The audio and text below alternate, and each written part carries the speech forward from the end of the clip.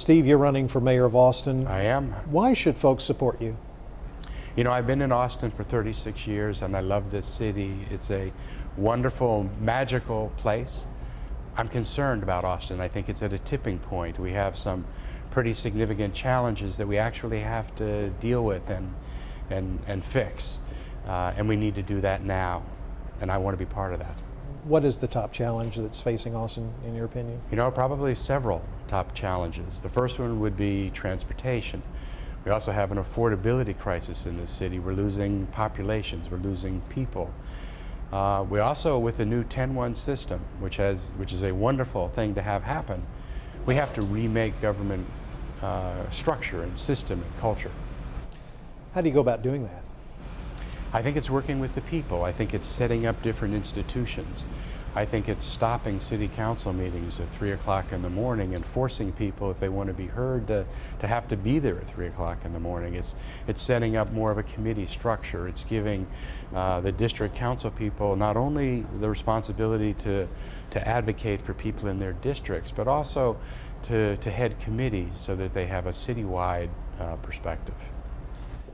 You do hear a lot of people on the outskirts of Austin in the city limits complain that the current council isn't really listening to them.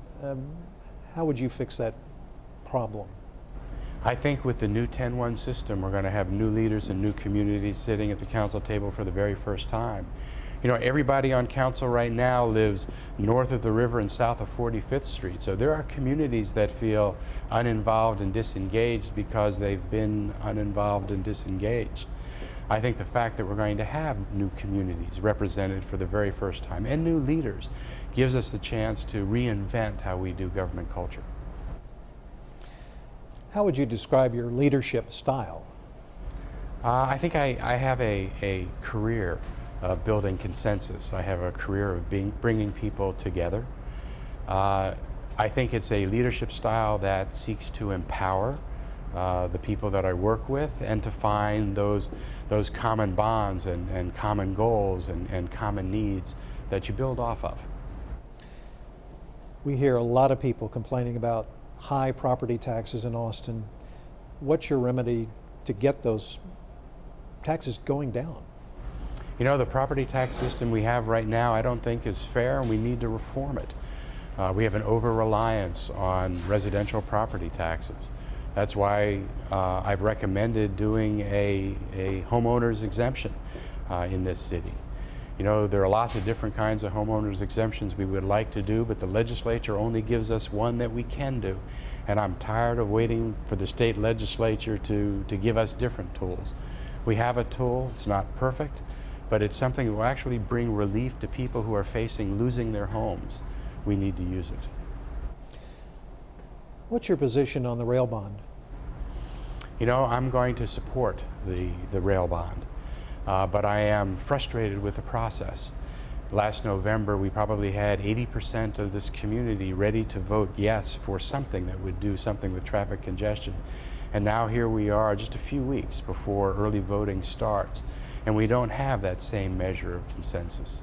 I wish we had had better leadership coming out of Capital Metro and in the city that could have brought our community together on something that's so important for the community. You are well aware that many people think this rail bond is a waste of money and will not do enough to relieve traffic in Austin.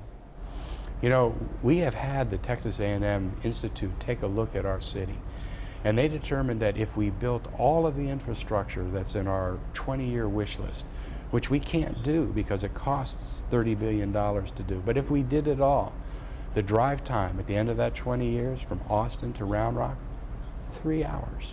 3 hours. And we can't build everything because we can't afford to do it. So this traffic problem in the long term is as much a land planning question as it is anything else. It's a question of how we live and where we live. So we need to actually take a new, we have to look at this traffic congestion problem in a long-term way, in a proactive way, and actually look at it more holistically than we have. So you believe raising property taxes to pay for it is a good investment? I think we're going to have to build infrastructure in this city. When we go from 2 million people to 4 million people, we're going to have to do something to move people around. But we also have to focus on other things too. Like, I would think that Austin in 20 years probably has a midtown area, so that there's an alternate choice with respect to urban living, so that we're not trying to send 10, 15, 20% of our population by and through downtown as we are now. When we have 4 million people, that's just not going to work. We should be spending more effort on doing staggered work hours. If we had the University of Texas and the state capital and the county and the city and a few large employers more actively staggering hours, that could change things virtually overnight. A city like Austin, Texas, that's soon to have 3 1-gig speed internet systems, we're the technology leader, should have more telecommuting than anywhere else. And Boulder, Colorado has twice the rate that we do. So this is a bigger problem, and we need to have bigger thinking. What's your position on building toll roads or tolled lanes in the city limits of Austin? I don't think anybody likes having toll roads, and I'm certainly against tolling roads that we already have. But I like the lanes that are going on Mopac now, because I think that provides us an opportunity eventually to fill them with buses. I think that if people are sitting in traffic and we have a constant bus speed of 45 miles per hour on those lanes, there are going to be some people sitting in traffic that are going to eventually get out of their cars to get in that bus. And whether you're a person that will get out of your car or not, it does us all good for some people to get out of their cars. And I think the way you take those lanes and ensure that the buses will always be able to go that speed is to do some kind of tolling option. What changes, if any, would you like to see at Austin Energy? You know, I'm not convinced that the business model that we have at Austin Energy is one that actually works in another 10 or 12 years. People conserve more and more electricity, and they expected that their bills would go down, but they haven't gone down. And the same thing's true with the water utility. People conserve, but their bills don't go down. And that's in part because of some of the decisions that this council has made. You know, we entered into a $2.2 billion contract just a few years ago for a wood burning plant in East Texas that we don't barely use at all, but we're having to continue to pay for it on our bills. We need business models that recognize that over time we're going to be selling less and less electricity as more and more people put solar panels on their homes, and commercial use buildings put more and more solar panels on their buildings. We need to move to the next generation of business models. You hear a lot around town, Austin's too big, we don't need any more industries. How do you respond to those people who say, we don't need any more companies moving here? You know, Austin is a wonderful place, and we all want to live here because it's a wonderful place. And as long as it's a wonderful place, there are going to be people coming. You want to stop growth in Austin, Texas? Then you take the University of Texas and you move it to Waco or to somewhere else, and that's just not going to happen. I mean, we wouldn't want it to happen, but as long as we have UT and we have the state capitol and we have the beauty of Barton Springs and Mount Bunnell, as long as we have the culture that we have here, the music and the art, people are going to be coming. So it's not a question of being able to stop growth. We can't do that. But we have to get to the place where growth is not managing us, but we're managing that growth. How do you go about raising, people say wages are stagnant in Austin. Is there a plan in your outlook about raising wages in Austin among the people here? Yes, we have to raise wages in this city. You know, what's happening in this city is, we're first on so many lists, and one of the lists we're first on is we have more jobs being created here than anywhere else in the country.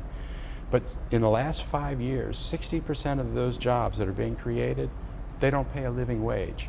So what's happening in this city is we're doing really good at the high end, and we're bringing more and more jobs in at the low end, and what we're missing is the middle, and we need to focus on that. We should be focusing on creating and growing middle-class jobs in this city, and then, real importantly, training people who already live here to take those jobs. We have some really good programs in this city to do that because we have the jobs and we have the people. We're just missing that training component in between. There's a program at KXAN that does great. It graduated a class last year. Virtually all of them immediately got jobs, but it graduated 70 people. it should be graduating 700 people, or it should be graduating 1,400 people. We can do better there. Finally, you have a slogan for your campaign, New Way Forward. What does that mean? You know, a new way forward is to recognize that cities don't get chances to reinvent themselves because old government gets institutionalized and people want to continue to do things the way they've done it in the past because they know that and that's what they're comfortable with. Austin has a once-in-a-generation opportunity to actually recreate how we do government, and it comes associated with this 10-1 system. And that's what the New Way Forward is. It's taking this singular moment in time, new leaders, new communities. It's changing the structure of government. It's making government more deliberative and more thoughtful and more proactive, less reactive, more long-term. It's a new way forward. Steve Adler, candidate for mayor of Austin, thanks for speaking with us. Robert, thank you very much. I enjoyed it.